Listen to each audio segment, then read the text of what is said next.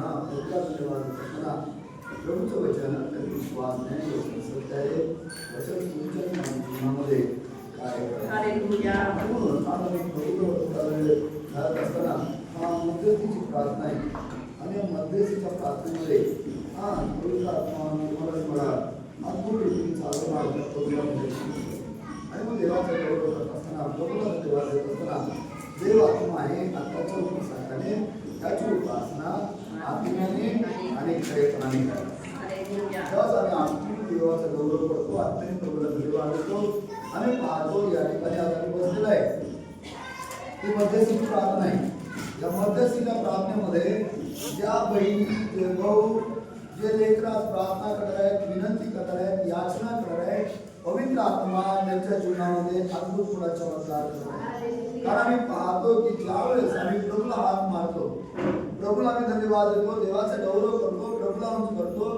प्रभू आमच्या जीवनामध्ये आशीर्वाद द्यायला सुरुवात करतो आम्ही पाहतो की सध्या आम्ही पाहायला आहे की इलेक्शनची गडबड आहे जिकडं तिकडे इलेक्शन आहे जिकडं जी ते आपल्या स्वतःची ताकद दाखवत आहे जी ते आपण स्वतः निवडून यायला पाहिजे माझा पक्ष यायला पाहिजे अनेक प्रकारच्या गोष्टीमध्ये लागलेले आहेत आणि याचं कारण आम्ही पाहतो की देवाचं वचन पण बायबल सांगतं की आज आम्ही पण प्रभूचा गौरव केला असायला पाहिजे आणि विशेष करून आम्ही आमच्या देशासाठी विशेष प्रार्थना केली पाहिजे आमच्या देशासाठी आम्ही ज्या जिल्ह्यामध्ये राहतो त्या जिल्ह्यासाठी आम्ही ज्या परिसरामध्ये राहतो त्या परिसरासाठी आम्ही प्रार्थना करणं महत्वाची गोष्ट आहे ज्यावेळेस देवाचे लोक एकत्रित येऊन प्रार्थना करतात देव आपली शांती प्रस्थापित करतो देव आपली शांती प्रस्थापित करतो आणि जे पण अडचण आहे जे वादळ आहे जे टेन्शन आहे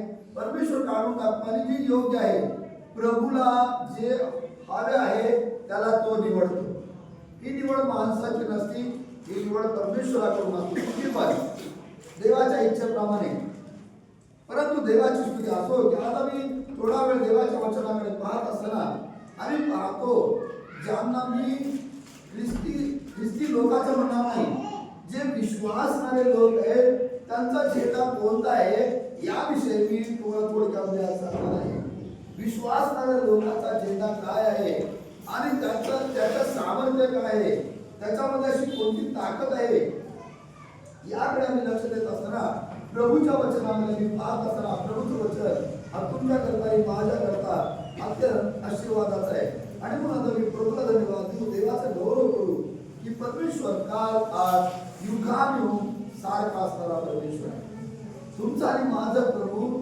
सारखा असणारा देव आणि म्हणून देवाच्या वचनामध्ये आम्ही वाचत असताना स्तोत्र करता याचा 60 अध्याय आणि 4व्या वचनामध्ये वाचत असताना या वचनाच्या द्वारे प्रभू तुमच्याशी आणि माझ्याशी बोलणार आहे स्तोत्र संहिता याचा 60 आणि 4वं वचन काय म्हणतात मी पाहतो तुझे भय बाळगणाऱ्यास तू ध्वज दिला आहे तुझे भय बाळगणाऱ्यास तू ध्वज दिला आहेस अशासाठी की तो त्यांनी सत्याकरिता फडकवावा आमेन तो त्यांनी काय करायला पाहिजे सत्याकरिता फडकायला पाहिजे आता जे इलेक्शन झालेलं आहे ते कशासाठी झालेलं आहे आपल्याला पद मिळाला पाहिजे आपल्याला एक जागा मिळाला पाहिजे आणि स्वतः निवडून यायला पाहिजे परंतु प्रभूचं वचन या ठिकाणी तुम्हाला मला समजून सांगत आहे या ठिकाणी जो आम्हाला ध्वज दिलेला आहे ध्वज म्हणजे झेंडा त्याचा कलर लिहिलेला नाही ते कसल्या कलरचा आहे भगवा आहे का पांढरा आहे का निळा आहे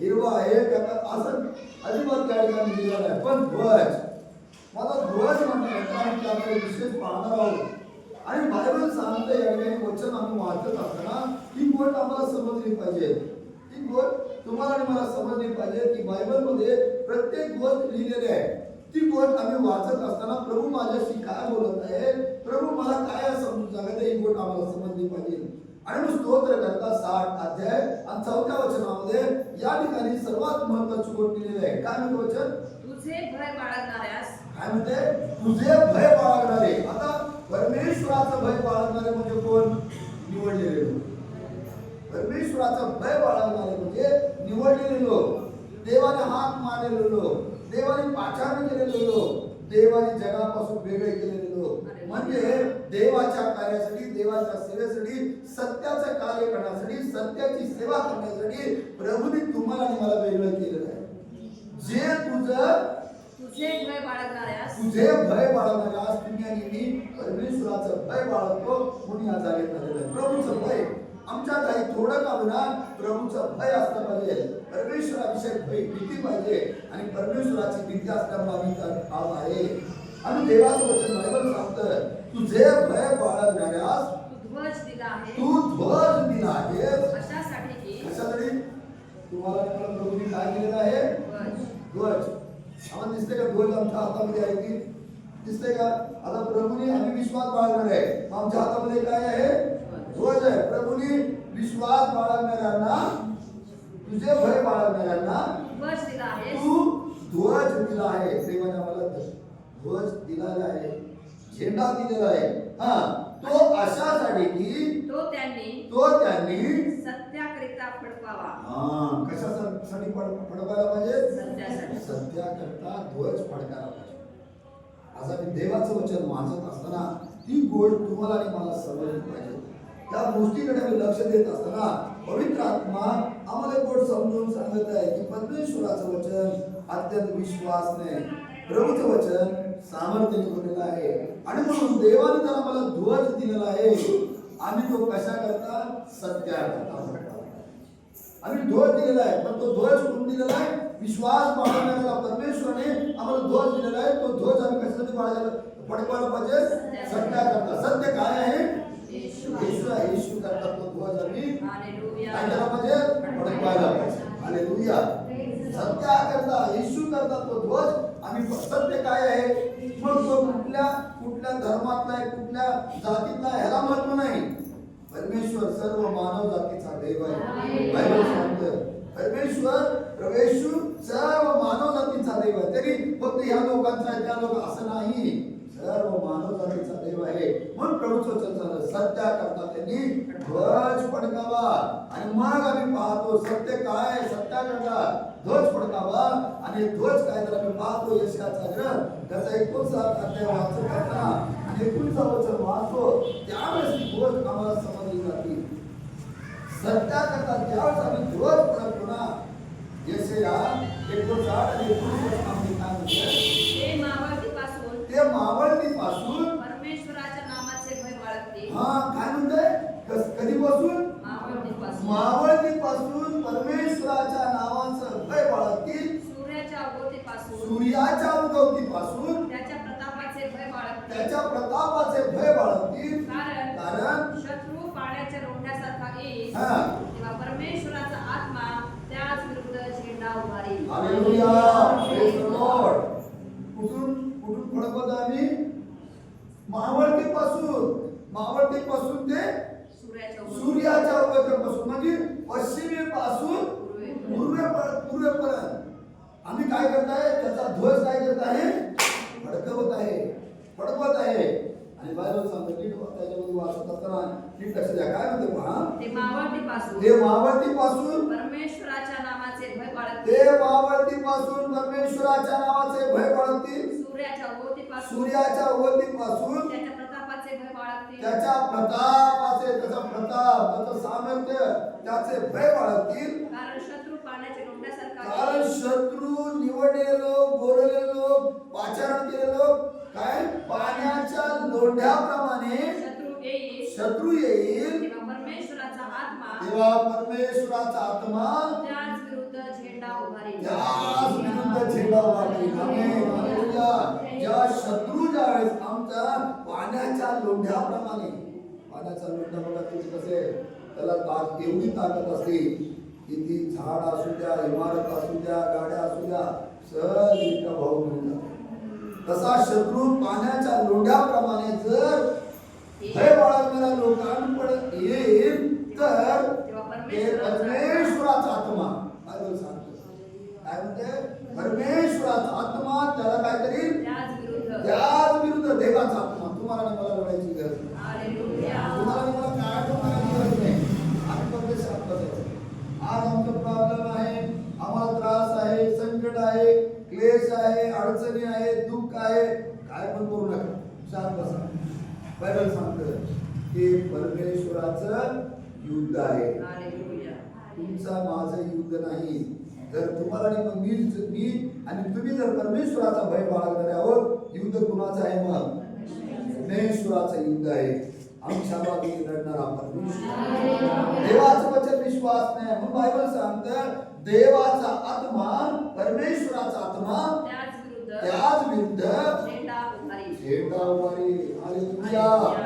त्याच विरुद्ध झेंडा उभारी. आणि बायबल सांगतो आणि वचन वाचत असताना निर्गमाचं पुस्तक याचा 17वा अध्याय आणि 15 वचन वाचतो. त्यामध्ये प्रभूचं वचन सांगतं, देवाचं वचन आम्ही वाचत असताना देवाचा आत्मा त्या विरुद्ध जो शत्रू पाण्याच्या लोंढ्याप्रमाणे निवडलेल्या लोकांना, भय बाळगणाऱ्या लोकांकडे असेल, तर बायबल सांगतं देवाचं वचन देवाचा आत्मा त्याला झेंडा उभारे. कितीतरी मोठं संकट आलं, आकस्मिक आलेलं संकट, परमेश्वराचा आत्मा तुमच्या बरोबर उभा आहे. विजयाचा झेंडा, विजयाचा पताका परमेश्वराने तुमच्या हातामध्ये दिलेला आहे आणि तो तुम्ही आणि मी सत्याकरता फडकवला पाहिजे. मग प्रभूचं वचन सांगतं या ठिकाणी तेथे मोशेने एक वेदी बांधून तिचे नाव यावेनिसी म्हणजे परमेश्वर माझा झेंडा असे ठेविले. आमेन. हालेलुया. झेंडा कोण आहे? बायबल सांगतो. मोशे या ठिकाणी आम्हाला समजून सांगतो. बायबलमध्ये देवाचं वचन अत्यंत महत्वाचं आहे. आम्ही वाचायला आम्ही जेव्हा वाचतो ना, बघा तुम्हाला एक महत्वाची गोष्ट सांगतो. मी असेल नसेल त्यावेळेस तुम्ही गोष्ट लक्षात ठेवायची. कोणती गोष्ट? बायबल सांगतो देवाचा आत्मा तुम्हाला जे बोलते ना तेच तुम्ही लोकांना सांगा. कारण त्यामुळे पवित्र आत्म्याने तुम्हाला शिकवलेलं असते, देवाच्या आत्म्याने तुम्हाला बोललेलं असते.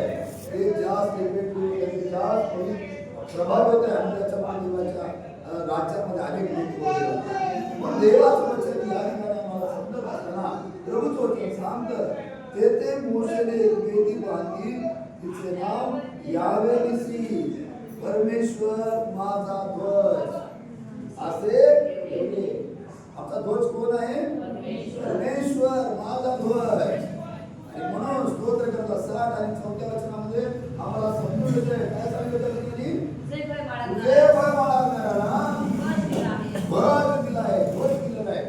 जर मी परमेश्वराचा भय बाळगतो ना, मला काय दिलेलं आहे? मला ध्वज म्हणजे मला काय दिलेलं आहे? आम्ही काय वाचलं वचन? परमेश्वर. काय म्हणते वचन?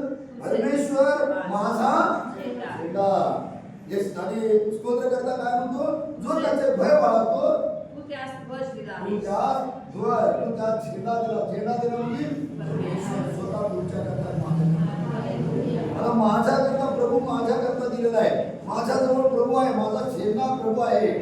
आणि बायबल सांगता मी यशाच्या ग्रंथामध्ये वाचलेलं आहे. काय वाचलेलं आहे? की शत्रू तुमच्याकडे पाण्याच्या लोढ्याप्रमाणे येईल तेव्हा परमेश्वराचा आत्मा त्याला काय करील? झेंडा उभारेल. परमेश्वर उभारणार आहे. देवाच्या आत्म्याला आपल्याला आहे की जर शत्रू तुमच्याकडे आलेला आहे तर ध्वज उभारलेला आहे. आत्म्याने बायबल सांगतं ध्वज काय झालेला आहे? तुमच्याकरता परमेश्वर उभारेल. माणूस नाही काय नाही. प्रभूचं वचन सांगते या ठिकाणी. आणि तेथे मोशेने एक वेदी बांधली, तिचे नाव यावेनिसी, परमेश्वर माझा ध्वज. हालेलुया. हालेलुया. आणि वाचत असताना एक गोष्ट आम्हाला समजून होती. ज्यावेळेस मिसर देशामध्ये एक मरी आली, परमेश्वराने ती मरी पाठवली आणि त्यामध्ये अशी मरी होती आगे साप. काय होते? आगे साप. आणि ते आगे साप ज्याला डौस करायचे ते मृत्यू पावत होते. आणि मग मोशेकडे पुष्कळ लोक आले, मोशेजवळ रडू लागले, मोशेजवळ प्रार्थना करू लागले. काय प्रार्थना करत होते? आमच्यासाठी तू देवाजवळ मध्यस्थ कर, आमच्यासाठी तू काय कर? विनंती कर, याचना कर. आमच्यासाठी विनंती कर, याचना कर. आणि मोशे प्रभूजवळ सांगितलं, प्रभू हे लोक रडत आहे. प्रभूने त्यांना एक गोष्ट सांगितली, काय कर? जे सर्प डौस करत आहेत ना त्या सर्पाची काय करतोय? प्रतिमा कर आणि कुठं लाव? झेंड्याच्या खांबावर. निर्गमाचं पुस्तक हा, वाचा. गणना 21 हा गणना 21 वाचा. 5 पासून. हा. गणनाचं पुस्तक 21वा अध्याय आणि 5 वचन काय म्हणतो बघा. ते परमेश्वराविरुद्ध मोशे विरुद्ध असे बोलू लागले की मोशे विरुद्ध असे बोलू लागले की तुम्ही आम्हाला मिस्र देशातून काढून हा. त्या रानात कशाला मरायला आणले? मोशे विरुद्ध आणि देवाविरुद्ध, मोशे विरुद्ध आणि देवाविरुद्ध, देवाच्या दासाविरुद्ध आणि परमेश्वराविरुद्ध असे बोलू लागले की या रानात या रानात मरायला कशाला आणले? हा. येथे तर अन्न नाही व पाणीही नाही हा. आणि या हलकांडाला मी कंटाळलो आहोत. पुढे वाचा. तेव्हा परमेश्वराने लोकांमध्ये आगेसाप पाठवले. हा. त्याच्या दंशाने इस्रायलीत बरेच लोक मेले. हे पाहून लोक मोशेकडे येऊन म्हणाले, परमेश्वराविरुद्ध व तुझ्या विरुद्ध बोलण्याचे तेव्हा लोक आले, पश्चाताप केले, परमेश्वराविरुद्ध व तुझ्या विरुद्ध बोलण्याचे पाप आम्ही केले पाप आहे. आम्ही केले आहे. तेव्हा हे साप हा. आमच्यामधून काढून टाकण्यासाठी हा. परमेश्वराची प्रार्थना कर. परमेश्वराची प्रार्थना कर. तेव्हा मोशेने लोकांसाठी प्रार्थना केली. हा. परमेश्वर मोशेला म्हणाला, हा. आग्या सापाची एक प्रतिमा करून हा. झेंड्याच्या खांबावर टांग. हा. म्हणजे सर्पदंश झालेल्या कोणा माणसाने त्याच्याकडे पाहिले तर तो जगेल. कुठं टांग? झेंड्याच्या खांबावर. झेंड्याच्या खांबावर. आता या ठिकाणी मी पाहतो झेंड्याच्या खांबावर. झेंडा काय आहे? परमेश्वर. स्वतः परमेश्वर आहे, स्वतः प्रभू आहे, स्वतः येशू आहे. आणि बायबल सांगतोय तो झेंडा परमेश्वराने तुम्हाला आणि मला माझ्या हातात दिलेला आहे, तुमच्या आणि माझ्या करता दिलेला आहे. आम्ही सत्या करता फडकवायला पाहिजे. या ठिकाणी मृत्यू आहे, मृत्यू उठून जात आहे, परंतु झेंड्याची खांबे आहे, खांब आहे. आता झेंडाचा खांब म्हटल्यानंतर आमच्या समोर काय यायला पाहिजे? क्रूस यायला, वधस्तंभ यायला पाहिजे. आमच्या समोर वधस्तंभ यायला पाहिजे. प्रभू येशू ख्रिस्त आम्ही या ठिकाणी ते प्रभू येशू ख्रिस्ता विषय एक चिन्ह आहे. अगोदरच आम्हाला ते परमेश्वराने समजावून सांगितलेलं आहे. म्हणून बायबल सांगतो योहान सुवर्तमान ज्यास आम्ही वाचतो आणि मग 14 मध्ये आम्ही वाचतो, त्यामध्ये आम्हाला समजून येते की ज्याप्रमाणे अरण्यामध्ये मोशेने सर्प उंच केला. काय म्हणते बघा. हा. तिसरा अध्याय 14 वचन. जसा मोशेने अरण्यात सर्प उंच केला जसा होता, मोशेने अरण्यामध्ये सर्प उंच केला होता, तसे मनुष्याच्या पुत्रालाही उंच केले तसे पाहिजे. मनुष्याच्या पुत्रालाही तुम्ही उंच केले पाहिजे. मनुष्याच्या पुत्राला उंच करावं. माझ्याकडे बघा काय कुठली गोष्ट उंचावर ठेवली तर माणसाच्या लक्षात कसं होते? लगेच चालतं. बायबल सांगतं जसं मोशेने अरण्यामध्ये सर्प उंच केला तसा मनुष्याच्या पुत्राला तुम्ही काय करा? उंच करा. ज्या मनुष्याच्या पुत्राकडे लोक पाहतील मृत्यूपासून ते बचाव. हालेलुया. मृत्यू म्हणजे कोणता मृत्यू? पाप हे मृत्यू होतं. पाप हे मृत्यू होतं. पाप आताच्या दिवसामध्ये त्यावेळेस परमेश्वराने पाठवून दिलेली ती पीडा होती की लोक प्रभूकडे वळावे. आज आम्ही पाहतो लोक भटकत आहेत. त्यांना जर आम्हाला प्रभूकडे आणायचं तर बायबल सांगते देवाचं वचन तुम्ही प्रभूला उंच करा, मनुष्याच्या पुत्राला उंच करा आणि जितके त्याच्याकडे पाहतील ते प्रकाशतील, अंधकारातून ते बाहेर पापातून ते दूर होतील. आणि मग देवाचं वचन आम्ही वाचत असताना तुम्हाला आणि मला प्रभूने वचन दिलेलं आहे. तुम्हाला आणि प्रभूने मला अभिवचन दिलेलं आहे की आमचा झेंडा विजयाचा झेंडा परमेश्वर आहे आणि तो आम्हाला परमेश्वराकरता सत्या करता आम्ही फडकवायला पाहिजे. आणि म्हणून आम्ही जर वाचतो अनुवादाचं पुस्तक 3रा अध्याय मला वाटतं 22-23 वचनामध्ये वाचत असताना त्यामध्ये देखील परमेश्वराचे विषय आम्ही वाचतो आणि आम्हाला समजून येते की ध्वज जो आहे, झेंडा जो आहे तो परमेश्वराने तुमच्या करता आणि माझ्या करता सत्या करता फडकवण्यासाठी दिलेला आहे. आणि बायबल काय सांगते? अनुवादाचं पुस्तक 3रा अध्याय 21-22 वचन. मग मी त्या समयी यहोशुआला असे सांगितले, तुमचा देव परमेश्वर याने ह्या 2 राजांचे काय केले हे तू आपल्या डोळ्यांनी पाहिले आहेस. तू नदी पार करून ज्या ज्या राज्यात जाशील त्या सर्वांचे परमेश्वर तसेच करेल. त्यांना भिवू नका, कारण तुमच्या बाजूने युद्ध करणारा तुमचा देव परमेश्वर आहे. आमेन. त्यांना भिवू नका. 23 वचन. त्या समयी परमेश्वराची विनवणी करून म्हटले, हे प्रभू परमेश्वरा, तू आपल्या दासाला आपला प्रताप व आपले सामर्थ्य हात दाखवू लागला आहेस. तुझ्यासारखी कार्य करणारा पराक्रम करणारा देव स्वर्गात किंवा पृथ्वीवर कोण आहे? आमेन. तुमच्या बाजूने युद्ध करणारा परमेश्वर आहे. तुमच्या आणि माझ्या बाजूने युद्ध करणारा. मला काय करायचंय? शांत राहायचंय. वचन सांगलं तुम्ही आपली सर्व चिंता त्याच्यावर टाका आणि स्वस्थ राहा. कसल्याची कुठलेही प्रश्न राहू द्या, कुठल्याही समस्या राहू द्या. आज आजार आहे का? आजाराला प्रभूच्या हातात देऊन टाका. कोर्ट केसेस आहे का? प्रभूच्या हातात देऊन टाका. अडचण आहे का? प्रभूच्या हातात देऊन टाका. आजार आहे का? प्रभूच्या हातात देऊन टाकायचं. घरामध्ये अपयश आहे का? प्रभूच्या हातात देऊन टाकायचं. बँक प्रकरण आहे का? प्रभूला म्हणायचं तुझ्या हातामध्ये. घर बांधायचं आहे का? प्रभूला हातात द्यायचं. लेकरांच्या लग्नाचा प्रश्न आहे, प्रभूच्या हातात द्यायचा.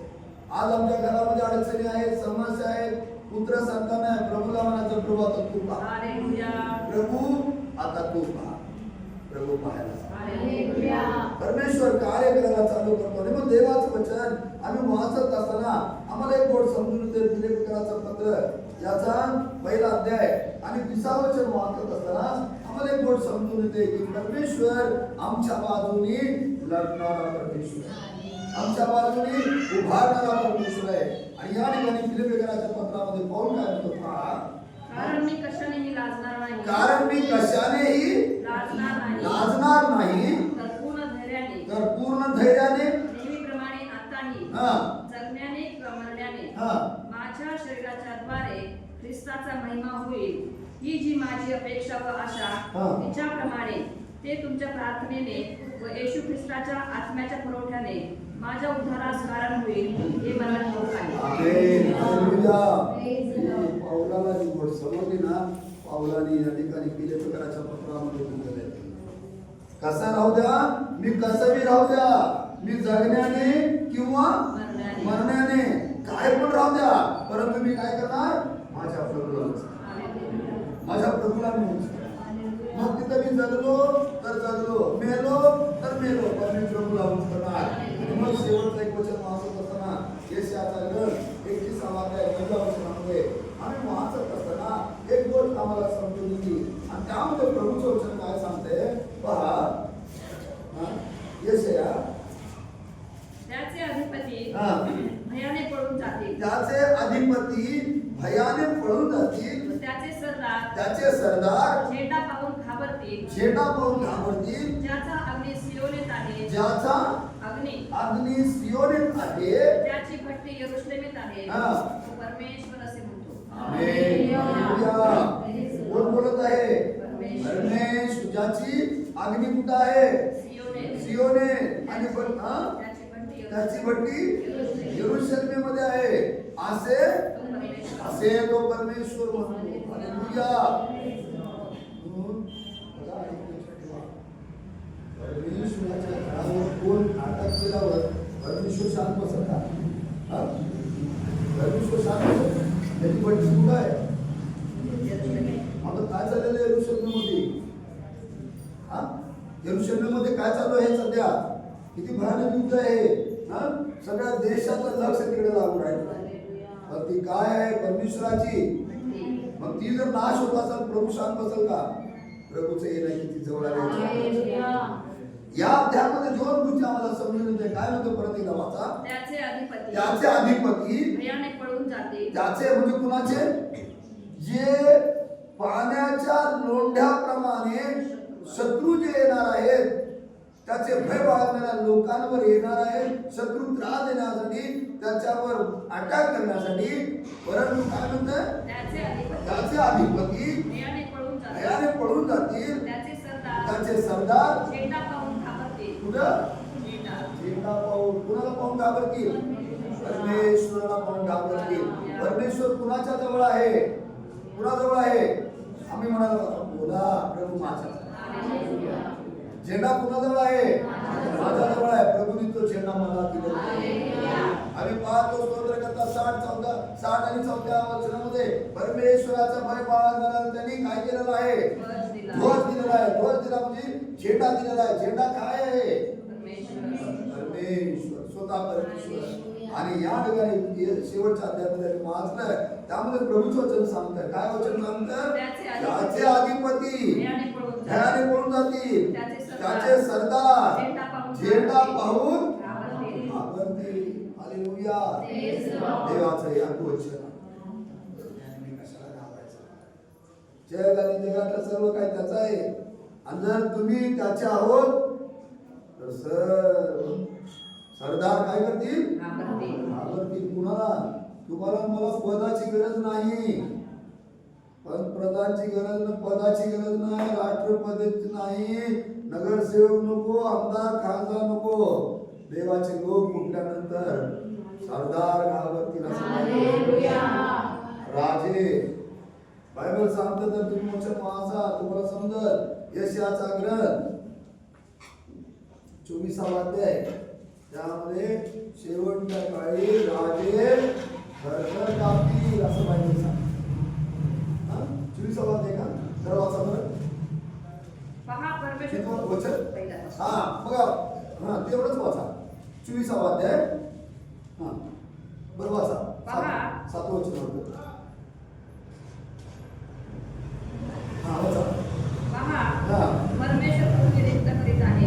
परमेश्वर पृथ्वी रिक्त करत आहे. तिला ओसाड करीत आहे. तिला विरोध करीत आहे. तिच्या रहिवाशांची दानादार करीत आहे. पृथ्वी अगदी रिक्त होईल, तिची लूट होईल. तर परमेश्वर हे वचन बोललं आहे. पृथ्वी शोकापूर्वक खुश झाली आहे, जग झुरून खुश झाले आहे. पृथ्वीवरील प्रतिष्ठित जन पृथ्वीवरील प्रतिष्ठित जन जर्जर झाले आहे. प्रतिष्ठित म्हणजे आता महापौर बोलला नाही. प्रतिष्ठित व्यक्ती काय होईल? जर्जर. शेवटच्या काळामध्ये जर्जर. मोठे मोठे जे पद आहे, मोठे मोठे राजे जे आहेत, प्रतिष्ठित लोक शेवटच्या काळामध्ये जर्जर होती. पण ज्यांनी परमेश्वराचं भय बाळगत आहे, परमेश्वर त्यांच्या हातामध्ये काय केलेलं आहे? ध्वज दिलेला आहे. त्यांच्या हातामध्ये ध्वज दिलेला आहे. त्यांना पाहून सरदार काय होतील? घाबरतील. त्यांच्यापेक्षा मोठं पद देवाने तुम्हाला आणि मला दिलं. सांगतं यशाचा ग्रंथ आम्ही वाचत असताना अद्भुत मंत्री, समर्थ देव, सनातन पिता, शांतीचा अधिपती असे मंत्री आपल्या आहे का? आपल्यामध्ये आहे का एक अद्भुत मंत्री म्हणून असा पद आहे का? आहे. आपल्याकडे कसं आहे? मुख्यमंत्री एक पद आहे, मग राष्ट्रपती, पंतप्रधान. पण अद्भुत मंत्री आहे का? अद्भुत मंत्री कोण आहे? एकच आहे. आमेन. तो तुमच्या आणि माझ्या. हालेलुया. म्हणून देवाचं गौरव करत असताना, प्रभूला धन्यवाद देत असताना आम्हाला जे योग्य वाटतंय, आमचा चांगला कारभार व्हावा म्हणून तुम्ही आणि मी प्रार्थना करणं महत्त्वाचं. आणि आमच्या जिल्ह्यासाठी, आमच्या जिल्हा परिषद आहे, महापालिका आहे, या ज्या जितक्या क्षेत्र आहेत त्याच्यासाठी प्रार्थना करणं पाहिजे. कोणती प्रार्थना? तेव्हा तो कारभार सत्याने सरळपणे चालावा, यासाठी तुम्ही आणि मी प्रार्थना करणं महत्त्वाची गोष्ट आहे. आणि आमच्या देशासाठी प्रार्थना केली पाहिजे का? या देशामध्ये तुम्ही आणि मी राहतो. या देशामध्ये कसं असायला पाहिजे? शांती, प्रेम, प्रीती असायला पाहिजे. जर शांती नाही, प्रीती नाही, प्रेम नाही, तर तुम्ही आणि मी या ठिकाणी राहून काय उपयोग नाही का? तर आम्ही प्रार्थना करत नाही. म्हणून तुमच्या प्रार्थनेमध्ये आम्ही आमच्या देशासाठी, आमच्या जिल्ह्यासाठी, आमची जी राहतो आम्ही ते त्या एरियासाठी आम्ही प्रार्थना करायला पाहिजे का? जर तुमच्या गल्लीमध्ये रोज भांडण चालले, तुमचा जीव का होऊन जाईल? समाधान राहील का? समाधान राहील? तुम्हाला प्रार्थना होईल का? बायबल सांगतं देवाचं वचन, एक नीतिमान पुरुष राहत होता. एक नीतिमान पुरुष कुठे राहत होता? सदोम आणि गमोरामध्ये. एक नीतिमान पुरुष सदोम आणि गमोरामध्ये राहत होता. त्या ठिकाणी इतकं भयानक होतं, त्याचा जीव काय होत होता असं बायबल सांगतं. त्याचा जीव काय होता? कासावीस होता. तुमचा आणि माझा जीव कासावीस होऊ नये, तुम्ही आणि अशांततेमध्ये राहू नये, हा कारभार व्यवस्थित चालवून आम्ही प्रार्थना करणं महत्वाची गोष्ट आहे. म्हणून देव करो या वचनाच्या द्वारे प्रभू तुम्हाला आणि मला आशीर्वादित करो. प्रभूच्या नावाला मान, महिमा, गौरव आता आणि सदा सर्व काळ असो. आमेन.